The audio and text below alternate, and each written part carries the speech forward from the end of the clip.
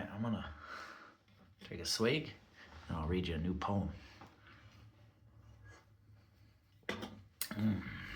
This one's planting season. Here's a harvest poem. Something to aim for, I reckon. This one's called On the Cutting Board. If on the divide where the snow's always early, the frost leave the fresh buds browned up and curly, just 68 days of life-giving warmth. We aren't known for abundance up here in the north. We pull from the mountains with our great violence the copper and gold that are vitamins. Pitiful garden with hog wire fence, a few square feet of soil that defies common sense, where we dig in the ground and mount our defense against biblical weather and determined rodents, the peppering hail, the torrential dumps, the pests that slither, wiggle, wriggle, nibble, and jump that midsummer sun that scorches the ground, the ash from infernos that come raining down the paws of the dogs in the heat of their games, those gobbling yard rats and their simpleton brains whose only reason for living is jumping your claim and leaving nothing behind but pillaged remains. Hours and hours down on our knees, nipping and trimming and ripping out weeds, ruffling soil and fluffing the beans.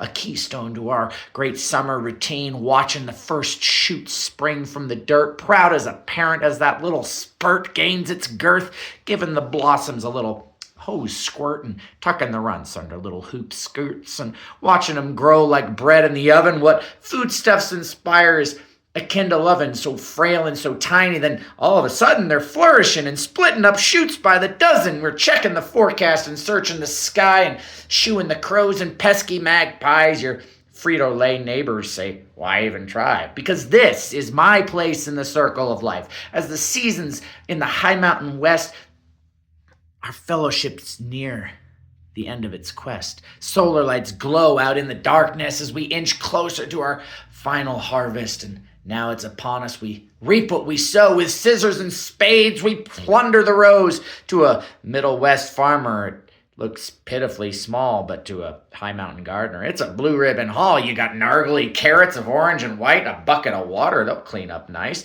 Cucumbers twisted and radishes tangled and butternut squash and zucchini wrangled.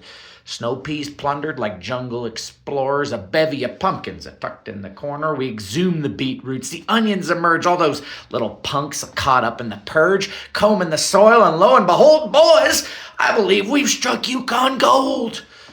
Heirlooms and Bradleys and Romas and Queens and cherry tomatoes by thousands, it seems. Spinach and lettuce, arugula greens, plucking and plunking those long dangly beans. The little bell peppers, just 2 knuckles wide, proudly displayed like county fair prize. And out of the garden and into the kitchen, my taste buds are tingling, already itching.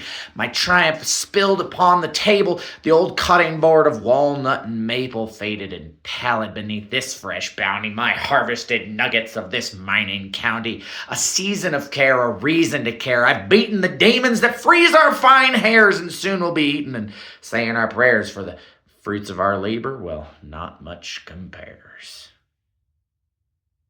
Well, it's called On the Cutting Board. Thanks for watching.